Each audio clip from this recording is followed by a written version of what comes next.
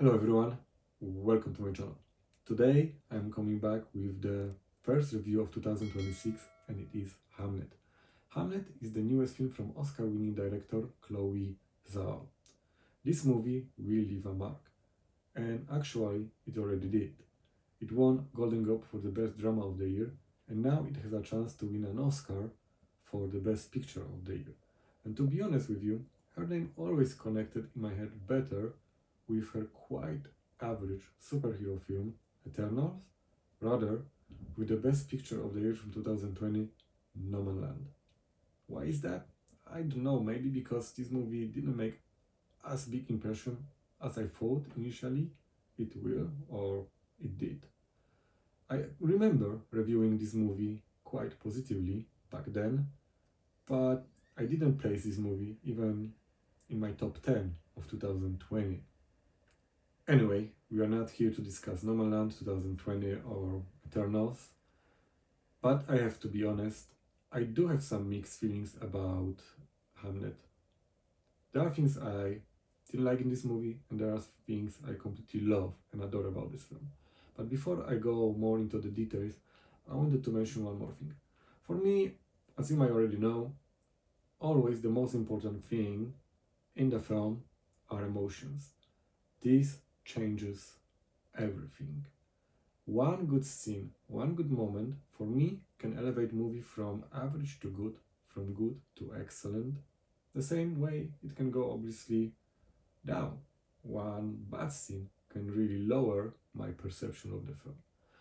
It is because emotional payload is always the most important thing for me.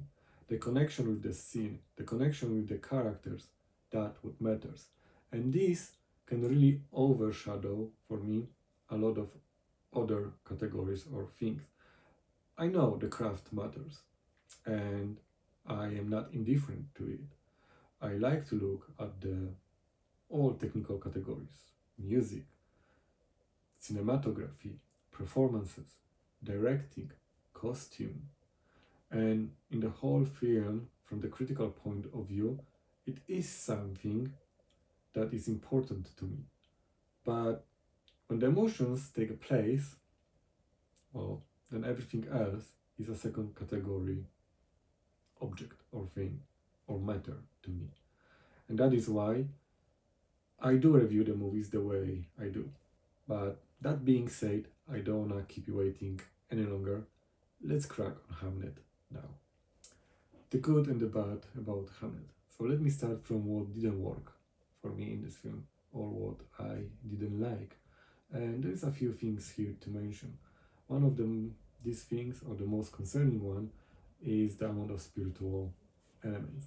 I did not feel comfortable having so much, I would say, spiritual vibe in this film. And I know this is the book adaptation, and that's how the characters might be written. I didn't have a chance to read the book, but these also are screenwriter or director choices to either include them or not in the story. And I do not think they were actually very beneficial to the character development. For me, they didn't add much to the story, and this is something I would definitely avoid having here.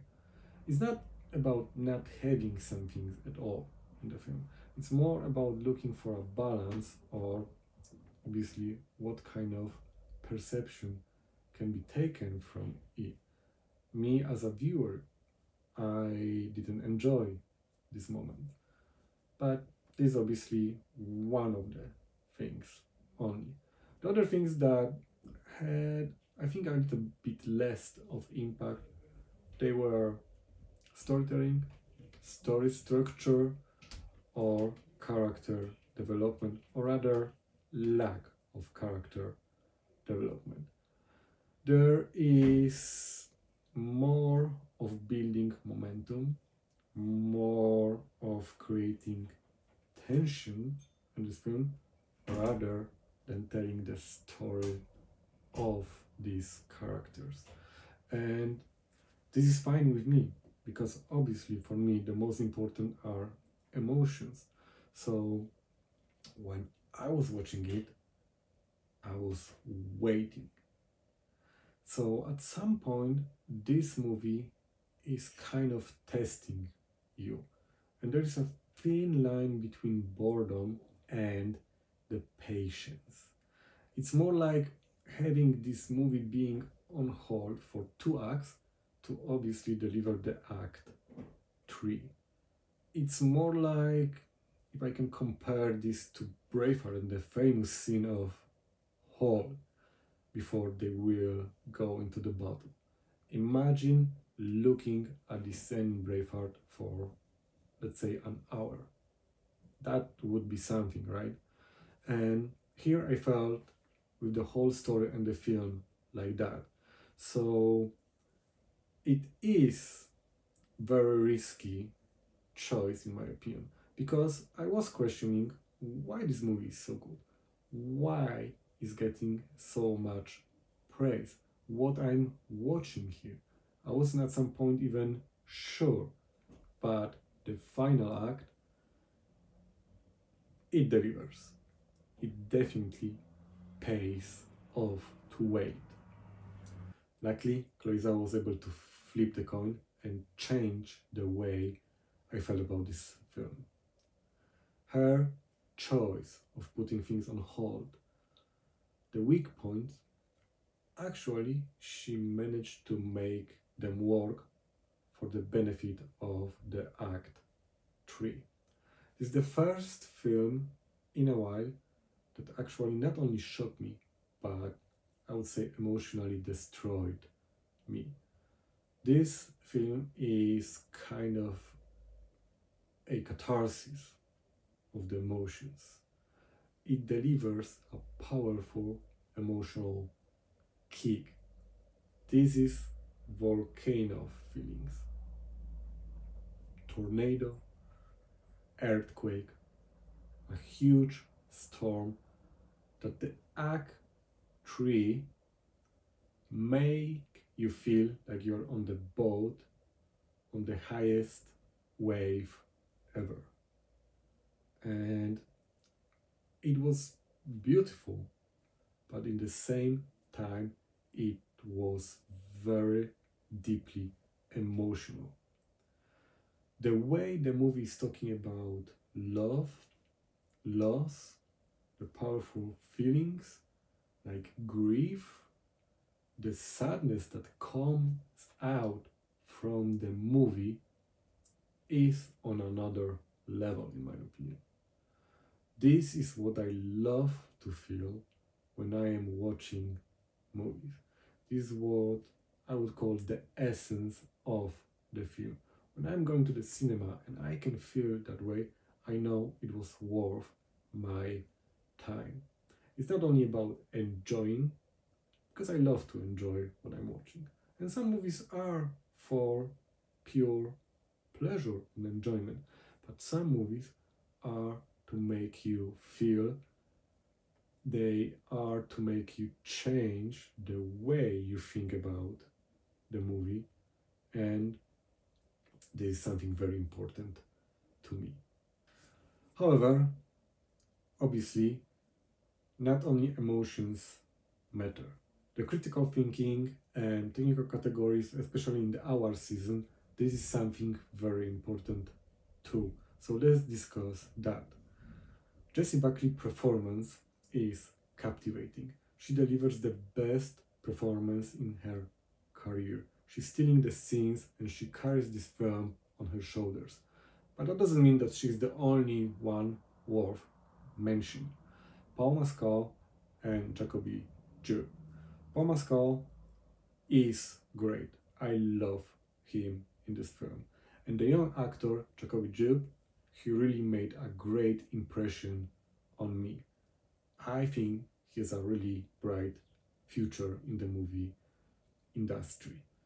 But also, music, which is essential to feel the film. Max Richter, his soundtrack is beautiful.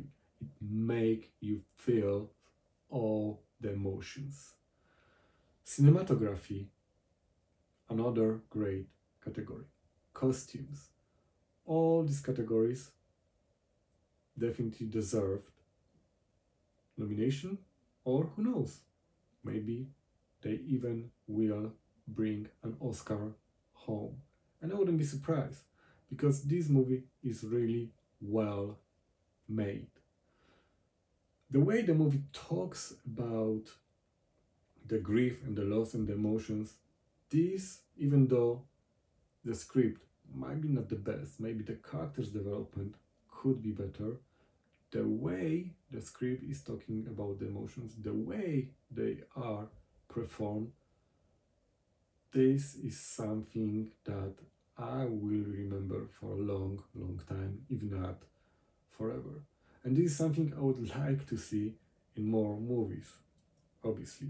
But if every movie would be the same, I think that would be quite boring. So I'm really happy that the Hamnet here is standing out. I think that being able to kind of feel the shoes of the characters and feel them is what I would say make this mark. This is something that I really, really enjoyed. I actually adore and love about this film. The way it's talking about the sadness and the grief and the loss is not easy to be shown. And here, everyone, director, cinematographer, music composer, actors, every one of them was able to put something from them to create this beautiful act 3 that explains everything, that is worth waiting, and I would be really happy to do that again. So, that being said, Hamnet is out of the charts when it comes to emotional side. But because there are some things I do still consider as a weak point, I can't give it the 10 out of 10. So from me, 9 out of 10. 4.5 out of 5 and A minus. If you like this review, please subscribe, hit a like or leave a comment. That will help a lot. Thank you guys and see you soon.